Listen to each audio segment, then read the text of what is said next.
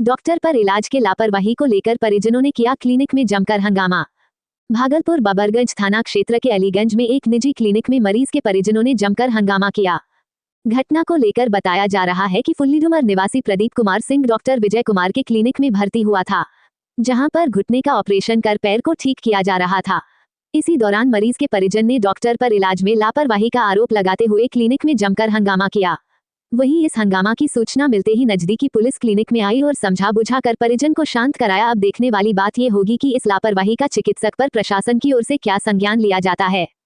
आइए आपको सुनाते हैं अमित कुमार सिंह, मरीज के रिश्तेदार की बातों को। में परिवारवाद नहीं है क्या? एनडीए गठबंधन में चिराग पासवान है, आपका मौनी है, सम्राट चौधरी, वो इस परिवारवाद में आते हैं। इसमें आप लोग क्या कहें? भारतीय जनता पार्टी का अगर कोई भी हमारा अगर परिवार का सदस्य है तो वो बूथ का कार्य करता है, बूथ से काम करता है, बूथ स्तर पर काम करते हुए वो आगे बढ़ता है, तभी किसी भी भारतीय जनता पार्टी के परिवार का अंग वो राजनीति में आता है। तो वो परिवारवाद नहीं है, जो भी एनडीए गठबंधन परिवारवाद। हमारा भारतीय जनता पार्टी का कार्यकर्ता बूथ स्तर पर काम करता है, पंचायत स्तर पर काम करता है। आप देखिए राजद में कौन विरासत में मिला है, कौन बूथ पर काम किया है? क्या सम्राट चौधरी बीजेपी का सदस्य इसके पूर्व में? भीड़ किसका कौन जुटा है? उनका तो जो वोटर है वो वोटर उनके साथ है, और वोट में तब्दील पार्ट जो होता है वो तो जनहित में जो काम किए जाते हैं उसके अनुसार वोट डाला जाता है। अब मंदिर में तो बहुत से लोग भीड़ लगाते हैं देखने के लिए, लेकिन जो श्रद्धा से पूजा करते हैं उनको फल मिलता है।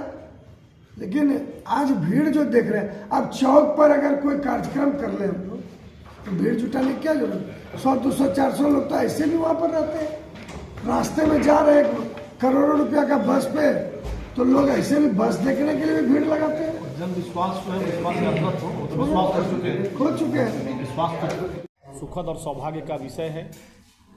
5 वर्षों के बाद 22 जनवरी 2024 हमारे रामलला अपने भव्य दिव्य मंदिर में विराजमान हो गए, और अब रामलला दर्शन के लिए और पार्टी और सरकार की योजना से और भागलपुर के इस अंग क्षेत्र के लोगों को आस्था स्पेशल ट्रेन जो 4 मार्च को हम सबों को लेकर अयोध्या जाएगी, और वह ट्रेन जो है यहाँ से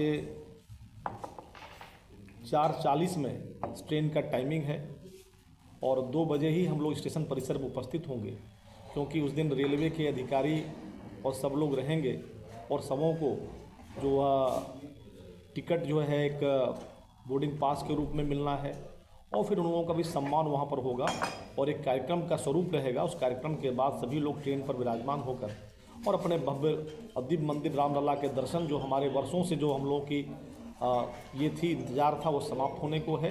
और भागलपुर वासी और हम लोग लंबे समय से प्रतीक्षारत भी थे कि हम लोगों को ट्रेन मिले और हम लोग जाएं। यह सुखद क्षण आया है, और इस पूरे ट्रेन के योजना में जो बड़ी भूमिका है, और मेरे सैयद शाहनवाज हुसैन जी जो यहाँ से माननीय सांसद रहे, बिहार सरकार में उद्योग मंत्री रहे, और वर्तमान में अभी आप विधान पार्षद भी हैं, उन्होंने इस ट्रेन की व्यवस्था कराई है, क्योंकि सभी जिला और लोकसभा क्षेत्र से वहाँ के जो जनप्रतिनिधि हैं उनको ही इस व्यवस्था की दृष्टि से काम करना था।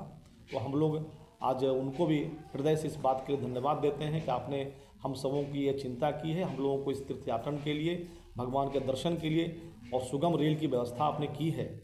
और सभी भागलपुर वासी, क्योंकि हम सभी लोग इस क्षेत्र के लोग से रामायण काल के भी जुड़े हुए प्रसंग हैं, तो यहाँ अलग अलग लोग अपने आस्था और इसके साथ भी चल रहे हैं। तो भागलपुर का कतरनी चूड़ा है, चावल है, वह भी भक्त लेकर साथ चलेंगे। यहीं पर सबड़ी माता का मंदिर है, जो माता सबड़ी ने बैर खिलाया था, उस सबड़ी के बैर भी लेकर लोग चलेंगे भगवान को। और यहीं चंपानगर से उनकी मौसी का घर है भगवान राम के, वहाँ से वहाँ की बालूशाही, वहाँ के अंग वस्त्र, रेशमी युक्त वस्त्र, ये भी साथ चल रहे हैं। तो भागलपुर इस लोकसभा क्षेत्र में जहाँ से जो प्रसिद्ध चीज़ें हैं, खाने के लिए या पहनने के लिए वो अपने प्रभु और अपने आराध्य को समर्पित करने के लिए राम भक्त लेकर चलेंगे। बड़ा ही मनोरम और अद्भुत दृश्य ये होगा और हम सभी ये साक्षी बनने जा रहे हैं और हम सभी लोग उत्सुक हैं अपने भगवान को दर्शन करने, उनसे मिलने के लिए। और वह सुखद क्षण हम लोगों को 4 तारीख को आ रहा है और ऐसे कई अपने प्रेस मीडिया के बंधु भी साथ चल रहे हैं, उनको भी आग्रह कर रहे हैं कि इस पूरे अभियान में, इस यात्रा में आप भी चलें।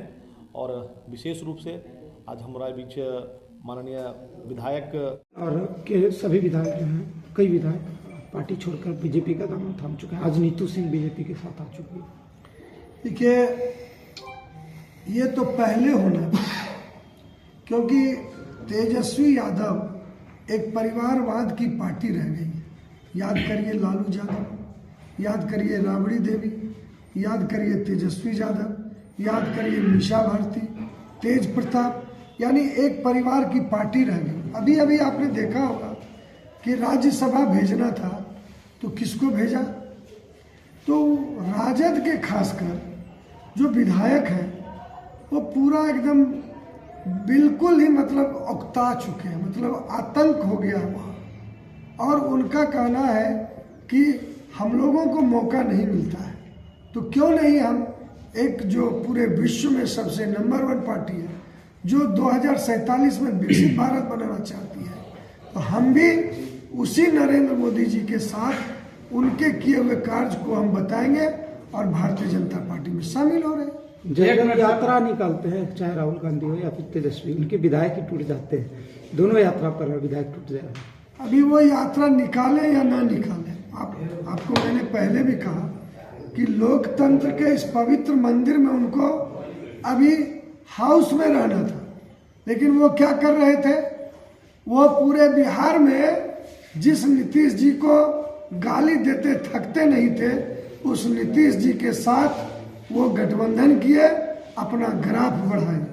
नीतीश जी ने उनको जिंदा किया और अंत में फिर नीतीश जी जब पुराने गठबंधन जो जनादेश बिहार ने दिया था उस गठबंधन के साथ आए, वो उसी नीतीश जी का फिर से पूरे बिहार में घूम घूम के शिकायत कर रहे हैं। सर, महागठबंधन में बजट सत्र समाप्त हुआ है कल 1 तारीख को, और आपने देखा होगा कि किस भरोसे के साथ बिहार की जनता ने टकटकी लगाई थी कि बजट कैसा होगा, और बजट बहुत ही अच्छा पूरे बिहार वासियों के लिए एक सुखद संयोग था। लेकिन दूसरे तरफ लोकतंत्र के पवित्र मंदिर में आपने देखा होगा कि एक दिन भी नेता प्रतिपक्ष वहाँ उपस्थित नहीं था। ये बहुत ही दुर्भाग्यपूर्ण है, क्योंकि जनता चुनती है। अगर नेता प्रतिपक्ष हैं, नेता विरोधी दल के हैं, तो उनको भी बिहार की जनता की आवाज़ बनकर वहाँ आवाज़ उठाना होता है, लेकिन उनको इसका फिक्र नहीं था। उनको केवल अपना परिवार फिर से कैसे मुख्यमंत्री बने, इसके लिए वो पूरे बिहार घूम रहे थे। दूसरी तरफ अब हमारा चौखट पर लोकसभा चुनाव है। भारतीय जनता पार्टी का एक एक कार्यकर्ता आदरणीय यशस्वी प्रधानमंत्री नरेंद्र मोदी जी को फिर से जो सपना उन्होंने देखा है 2047 में विकसित भारत का, उनको फिर से प्रधानमंत्री तीसरी बार कैसे बने, पूरी तन्मयता के साथ हमारे भारतीय जनता पार्टी के कार्यकर्ता बूथ पर लगे हुए हैं। आज मैं तो बिहपुर विधानसभा का विधायक हूँ, लेकिन प्रांत के निर्देश के अनुसार अलग से भी चिंता हमको भागलपुर विधानसभा का करना है। सत्र समाप्त होने के बाद तुरंत मैं अपने अध्यक्ष संतोष जी से बात किया कि हम अपने भागलपुर विधानसभा के चारों मंडल अध्यक्ष और महामंत्री और योगेश जी हैं, सारे लोग जो आलोक जी हैं, दिलीप निराला जी हैं, लाभार्थी के हैं, प्रमुख हैं, सभी कोई के साथ हम आज यहाँ बैठक किए और एक अभियान के तहत रात दिन हम लोग प्रधानमंत्री जी ने जो काम किया है उस काम को लेकर हम उनके बीच जाएंगे। और प्रधानमंत्री जी ने कहा है कि मेरा प्रणाम कहिएगा, क्योंकि मैं सब जगह तो जा नहीं सकता हूँ, लेकिन मैं आपको प्रणाम करता हूँ। और ये प्रणाम का माध्यम हमारे कार्यकर्ता जाएंगे और वहाँ पर उस लाभार्थी को कहेंगे कि यशस्वी प्रधानमंत्री ने आपको प्रणाम करने के लिए कहा है। इतना ही कार्यक्रम था। बहुत बहुत